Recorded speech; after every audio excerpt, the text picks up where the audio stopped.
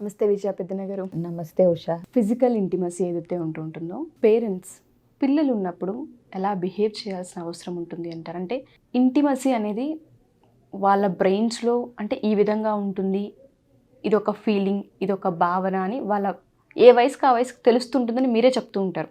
Hormonal changes అవుతూ ఉంటుంటాయని. But చిన్న పిల్లలే అని ఎప్పుడైతే లైట్ తీసుకొని సర్వసాధారణంగా ఇంట్లో బిహేవ్ చేస్తూ ఉంటుంటారో ఆ వయసులో ఇంపాక్ట్ పడే అవకాశం ఉంటుంది అంటారా? చిన్నపిల్లలే కదా ఏముంది అని అనుకోవచ్చు పేరెంట్స్, కానీ ఈ విషయాల్లో చాలా జాగ్రత్తగా ఉండాలి. ఆల్రెడీ మనం డ్రెస్ చేంజింగ్ విషయం కూడా మాట్లాడాము, అవునా? సో ఇప్పుడు ఇది నెక్స్ట్ లెవెల్ వచ్చేసి ఫిజికల్ ఇంటిమసీ.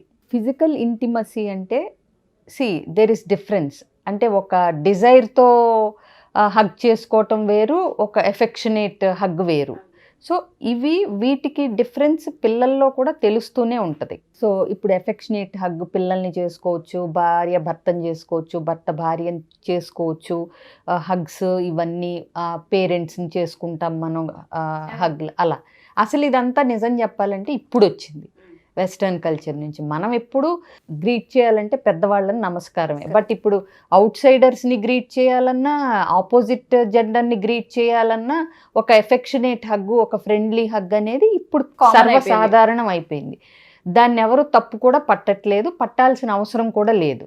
బట్ ఏంటంటే మళ్ళీ ఇప్పుడు చిన్న పిల్లలు ఉన్నారు, మంత్స్ బేబీసో 4 years లోపల 3 years లోపల ఉన్నారు, చిన్న పిల్లలే కదా అని చెప్పి చాలామంది ఏం చేస్తారంటే ఇప్పుడు పిల్లల్ని వాళ్ళిద్దరి మధ్యలో పడుకోబెట్టుకుంటారు, చిన్న పిల్లలు అని చెప్పి. సో ఎప్పుడన్నా వాళ్ళకి అనిపించినప్పుడు చిన్నపిల్లలే కదా అని చెప్పి అక్కడే లవ్ మేకింగ్ ఇలాంటివి చేయటం అనేది, ఒకవేళ మెలకు వచ్చి పిల్లలు చూడటం కనుక జరిగితే పిల్లల్లో మళ్ళీ ఇదే చెప్తున్నాను నేను, ఒక అన్నెసెసరీ క్యూరియాసిటీ, అసలు వాట్ ఈస్ దిస్ అనేది మొదలవుతుంది. ఇంకొకటి, చిన్నపిల్లలే కదా అని చెప్పి ఏదైనా పెద్ద పిల్లలు పెద్దవాళ్ళ ముందు మనం ఏదైతే చేయకూడదు అనుకుంటామో అది దయచేసి పసిపిల్లలే కదా అని అనుకుని చేయకండి. ఇది ఒక్క వాక్యంలో చెప్పాలంటే. మనం కొన్ని ప్రైవేట్గా చేస్తాం కదా, చిన్నపిల్లలైనా సరే మీరు ప్రైవసీ అనుకున్నవి అలాగే మెయింటైన్ చేయాలి. వాళ్ళు నెలల పిల్లలైనా పసికందులైనా 1-2 ఏళ్ల పిల్లలైనా ఏదైనా సరే private things or private things irrespective of the age of the child. ఇది తెలుసుకోపోతే, ఎస్పెషలీ ఇప్పుడు తెలుసుకోపోతే పిల్లలు జనరేషన్కి వాళ్ళల్లో స్మార్ట్నెస్ పెరిగిపోతుంది. ప్రపంచాన్ని చూసే విధానం అన్నీ మారిపోయాయి. సో ఎందుకంటే వాళ్ళకి అవైలబిలిటీ అట్లా ఉంది బయట కూడా. ఇప్పుడు మేము 10th క్లాస్కి వచ్చే వరకు మా ఇంట్లో టీవీ లేదు. ఇప్పుడు అసలు టీవీ లేని ఇల్లు లేదు. అసలు ఎలాంటి టీవీ పక్కన పెడితే టీవీ లేని ఇల్లు లేదు కదా అసలు. కావాలని వద్దనుకుని పిల్లల చదువులు అని టీవీ కనెక్షన్లో టీవీలు ఉన్న టీవీ తీసేయటం అట్లాంటి ఏదో తప్పితే టీవీ లేని ఇల్లు లేదు. అలాగే ఫోన్ లేని మనిషి కూడా ఉండట్లేదు ఇప్పుడు. సో ఇప్పుడు ఉన్న ఈ జనరేషన్కి ఏంటంటే పిల్లల్లో మనం ఏంటిది అనేది ఉత్సుకత కనుక, క్యూరియాసిటీ కనుక డెవలప్ అవుతూ ఉంటే కనుక it leads to sometimes negative కాన్సిక్వెన్సెస్కి వెళ్ళిపోయే అవకాశాలు ఉంటాయి. అలాగే బిహేవ్ చేయాలి ఇంకొకళ్ళతో అని వీళ్ళు అంటే అది ఎక్స్పెరిమెంట్. వాళ్ళని తప్పు పట్టడానికి లేదు. ఏ జాగ్రత్త అయినా పెద్దవాళ్ళుగా పేరెంట్స్గా మనమే తీసుకో, బాధ్యత మనదే. ఎగ్జాక్ట్లీ. సో చిన్నపిల్లలు చేసే తప్పులకి చాలా వాటికి ఏదో ఒక రూట్ కాజ్ ఉంటుంది, మనకి తెలవంది. సో మనం ఎంతసేపు పిల్లలు ఇలా తప్పు చేశాడంట, లేకపోతే ఒక 4 ఏళ్ల అబ్బాయో 6 ఏళ్ల అబ్బాయో ఆ పాపది ఇన్అప్రోప్రియేట్ టచింగ్ చేస్తే దానికి కారణం ఎక్కడ ఉంటుంది? ఎక్కడో ఏదో ఒక సిచ్యువేషన్ చూసి ఉండబట్టే కదా. అది ఇంట్లో అయ్యి ఉండొచ్చు, పక్కింట్లో అయ్యి ఉండొచ్చు, లేకపోతే ఫోన్లో అయ్యి ఉండొచ్చు, టీవీలో అయ్యి ఉండొచ్చు. టీవీ చూసేటప్పుడు కూడా పిల్లలకి ఏం చూపిస్తున్నాం, ఏం చూస్తున్నారు మన పిల్లలు అనేది ఉండాలి. ఇప్పుడు పెడితే అన్ఫార్చునేట్లీ తెరిచిన పుస్తకంలాగా అయిపోయింది సెక్షువల్ ఇంటిమసీ కూడా. సో ఇంకొకటి, చిన్నపిల్లలే కదా అని ఏ సినిమాలకు పడితే ఆ సినిమాలకు తీసుకెళ్ళటం, సెక్షువల్ వైలెన్స్ ఎక్కువ ఉన్న సినిమాలకు కూడా నిజం చెప్పాలంటే తీసుకెళ్ళకూడదు. బట్ అది మనం ఇవాళ రేపు ఎంతవరకు చేయగలం? ఎందుకంటే ఇవాళ సినిమాలు చూడటం తగ్గినా మొత్తం టీవీలోనే ఉంది కదా, ఓటీటీ అంతా.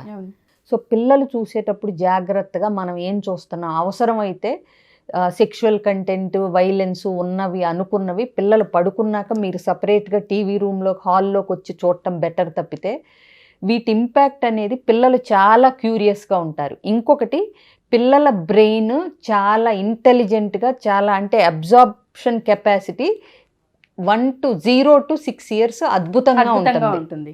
వాళ్ళు స్పంజ్ లాగా ఉంటారు. వాళ్ళు ఏదైనా సరే వాళ్ళ మనసులో పడింది అంటే అది అట్లా ఉంటుంది. సో అది అప్పటికప్పుడు ఆ రోజు కాకపోయినా ఆ సందర్భం వచ్చినప్పుడు రీకలెక్షన్ జరిగి మళ్ళీ అది రిపీట్ చేయాలనుకున్నా దాన్ని ఆ దృష్టితో వేరే వాళ్ళని చూస్తున్నా నెగిటివ్ కాన్సిక్వెన్సెస్ ఉండే అవకాశాలు ఉన్నాయి. రీకలెక్షన్ జరిగే అవకాశం ఎక్కువగా ఉంటుంది. ఎందుకంటే వాళ్ళ బ్రెయిన్ షార్ప్గా ఉంటుంది, అడ్డదిడ్డమైన డంపింగ్తో ఉండదు, చూసినవన్నీ పట్టేసుకుంటారు, స్మార్ట్గా ఉంటున్నారు, ఇంటెలిజెంట్గా ఉంటున్నారు, అబ్జార్ప్షన్ కెపాసిటీ ఎక్కువ ఉంటుంది, తెలివితేటలు బ్రెయిన్కి 0 to 6 ఎక్కువ ఉంటాయి. ఎందుకంటే అప్పుడు ఖాళీగా ఉంటుంది, ప్రతిదీ నేర్చుకోవాలని చూస్తాం ఆ వయసులో. అవునా? రీకలెక్షన్ ఉంటుంది, మళ్ళీ దాన్ని ఎక్స్పెరిమెంట్ చేయాలనే కుతూహలం కూడా ఎక్కువ ఉంటుంది. ఇలాంటివి జరుగుతున్నప్పుడు ఏదైనా ఒక రకంగా చెప్పాలంటే పేరెంటింగ్ మా వరకు చాలా ఈజీ అయింది. ఇప్పుడు వాళ్ళకి కత్తి మీద సామే. నిజం చెప్పాలంటే తల బద్దలు కొట్టేసుకుని పేరెంటింగ్ కోచింగ్లు, పేరెంటింగ్ క్లాసులకి వెళ్ళాల్సిన పరిస్థితి వచ్చేసింది ఇవాళ. ఎందుకంటే పిల్లల చుట్టూ అంత అక్కర్లేని వినాశకరమైన డిస్ట్రక్టివ్ ఎన్వైరన్మెంట్ ఉంటుంది.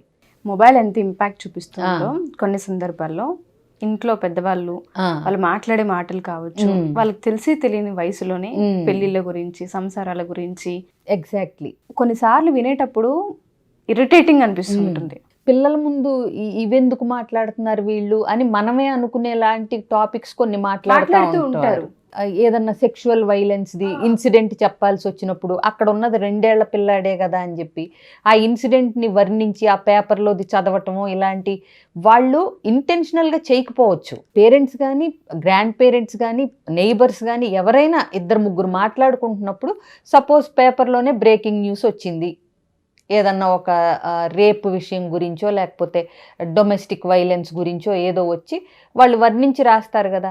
అది సపోజ్ ఎవరికన్నా చదివి వినిపిస్తున్నారనుకోండి, ఇలా తయారైపోయింది ప్రపంచం, ఏంటో అసలు ఎటుపోతుందో సమాజం అనుకుంటా దీన్ని వర్ణించి చెప్పటమో లేకపోతే ఇది యాజ్ ఇట్ ఈజ్ న్యూస్ చదవటమో చేస్తుంటే ద ఇంపాక్ట్ స్లోగా వీళ్ళు, ఎస్పెషల్లీ పిల్లలు మీరు అబ్జర్వ్ చేస్తే వాళ్ళు ఆడుకుంటున్నట్టే ఉంటారు. మనం ఎక్కడో పెన్ను పెట్టాను, నిన్న ఎక్కడో మర్చిపోయాను అని అంటే అక్కడెక్కడో ఉందని చెప్తారు వాళ్ళు. ప్లస్ నిన్న ఏదో చెప్పింది మా ఫ్రెండ్, ఇంకేదో కావాలంది సూపర్ మార్కెట్ నుంచి, నేను వెళ్తే కనుక తెచ్చిపెట్టమంది అమ్మంటే, అమ్మ ఆంటీ ఏదో ఒకటి అంటే సర్ఫ్ అడిగారనో తెచ్చిపెట్టమన్నారు నిన్ననో టక్కును వాళ్ళు చెప్తారు. ఆ చెప్పేటప్పుడు వీళ్ళంత కాన్సన్ట్రేషన్తో వింటున్నారని కూడా మనకు తెలియదు. సో పిల్లల్లో అంత గ్రాస్పింగ్ ఉంటుంది. అంత గ్రాస్పింగ్ ఉన్న పిల్లల ముందు మన వే ఆఫ్ డ్రెస్సింగ్ కానీ, వే ఆఫ్ బిహేవింగ్ కానీ, way of expression of intimacy కానీ చాలా జాగ్రత్తగా ఉండాలి. భార్య భర్తలని ఎంత బాగా గుర్తుపెట్టుకుంటారో మేము తల్లిదండ్రులమని అంతే బాగా గుర్తుపెట్టుకోవాలి. ఏదో పిల్లల ముందే చేసేయాలని కాకపోయినా చిన్న పిల్లలే కదా అనే అలక్ష్యం వద్దు. అది నేను చెప్పాలనుకున్నది. వీళ్ళు చిన్నపిల్లలే కదా అని ఇప్పుడు వెస్టర్న్ కల్చర్ అంతా దిగుమతి అయిపోయి సపోజ్ 4 రోజులు ఎటన్నా ఇళ్ళు వచ్చిన భర్తని అక్కడే భార్యాభర్తలు అంటే కిస్సింగ్ కానీ ఏదన్నా చేసుకున్నారనుకోండి, అలాంటి సందర్భాలు రాకుండా చూసుకోవాలి. వాళ్ళకి అర్థం అవుతుంది, ఎందుకు అర్థం కాదు, చిన్నపిల్లలే కదా వాళ్ళకి అర్థం అవ్వదని మీరు అనుకున్నా వాళ్ళకి అర్థం అవుతుంది. అర్థం అయ్యి వాళ్ళు డీవియేట్ అయిపోతే పర్వాలేదు, బట్ దీన్ని ఎక్స్పెరిమెంట్ చేద్దాము ఇదే అంటే క్యూరియాసిటీతో, అదేదో కావాలని దానిలోంచి ప్లెజర్ వస్తుందని వాళ్ళకి తెలియదు కదా. ఇలా చేయకూడదు వేరే వాళ్ళని, అది తప్పు, ఇది అమ్మా నాన్నలే చెయ్యాలి, అది కూడా వాళ్ళకి తెలియదు కదా. ఇంకొకటి, కాలక్రమంలో ఇది ఒక మెమరీ లాగానో ఒక ముద్రలాగానో పడిపోయినప్పుడు దీని గురించి బ్రౌజ్ చేయాలి అనే క్యూరియాసిటీ కూడా ఉంటుంది. ఈ క్యూరియాసిటీ ఎక్స్ట్రీమ్ క్యూరియాసిటీ కింద మారి ఎక్స్పెరిమెంట్ చెయ్యాలి అనుకున్నప్పుడే కదా ఈ పిల్లలు వెంటనే ఏం వీడియోలు చూడటానికి వెళ్తారు ఫోన్లో అనేది కూడా మనం కొట్టిపారేయలేని విషయం. స్లోగా చిన్నప్పుడు ఆ క్యూరియాసిటీతో మొదలైంది, తర్వాత పాన్ వీడియోస్ చూసేదాకా అదే వెళ్ళిపోతుంది. అడగబోతున్నాను. ఒక రకంగా ఇవి కూడా మెయిన్ రీజన్స్ గా మనం చెప్పొచ్చా? అంటే ఎగ్జాక్ట్ గా ఇదే అయ్యుండకపోవచ్చు కానీ కానీ ఒక కారణంగా మాత్రం అయ్యే అవకాశాలు ఉంటాయి. ఉంటాయి. ఎక్కడ బయట నుంచైనా వాళ్ళు తీసుకోవచ్చు, ఇంట్లో నుంచైనా క్యూరియాసిటీ స్టార్ట్ అవ్వచ్చు. అర్థమైందా? అంటే పాన్ వీడియో చూసే ప్రతి పిల్లల యొక్క పేరెంట్స్ పిల్లల ముందే ఇలా బిహేవ్ చేస్తున్నారా అంటే కాదు. బట్ పిల్లల ముందు అలా బిహేవ్ చేస్తే పిల్లలకి క్యూరియాసిటీ పెరిగే అయ్యి ఎక్స్పెరిమెంటింగ్, బ్రౌజింగ్ చేసే ఛాన్సెస్ ఎక్కువ ఉంటాయి ఆబ్వియస్గా. ఇంకొకటి, బయట పిల్లలు ఏం మాట్లాడుకుంటారు వీళ్ళు డిస్కస్ కూడా చేసుకుంటారు. ఒక అబ్బాయి కానీ అమ్మాయి కానీ ఇప్పుడు ప్యూబర్టీకి వచ్చినప్పుడు అంటే మాస్టర్బేట్ చేసుకునేటప్పుడు ఇవన్నీ వీళ్ళకి అన్నెసెసరీ థాట్స్, ముద్రలు పడే అవకాశాలు చాలా చిన్న వయసు నుంచి ఇవ్వటం ఎందుకు, ఇది మనం మాట్లాడేది.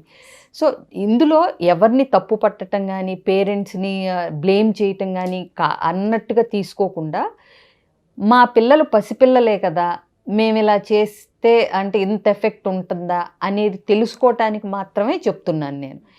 ఎంత నెలల పిల్లలైనా సరే దట్ క్యూరియాసిటీ అరైజెస్. అది కొంచెం జాగ్రత్తగా ఉండండి అంతే. థ్యాంక్ యూ సో మచ్ విజయ పెద్దన్న గారు. ప్రతి విషయం కూడా ఇవాళ రేపు నేర్చుకోవాల్సిన అవసరం, తెలుసుకోవాల్సిన అవసరం ఉంది. ఎందుకంటే ఏది దేనికి దారితీస్తుందో తెలియదు. పేరెంటింగ్లో ఇవన్నీ కూడా ఇంపార్టెంట్ లెసన్స్ అనే చెప్పాలి. Thank you ma'am. Thank you so much.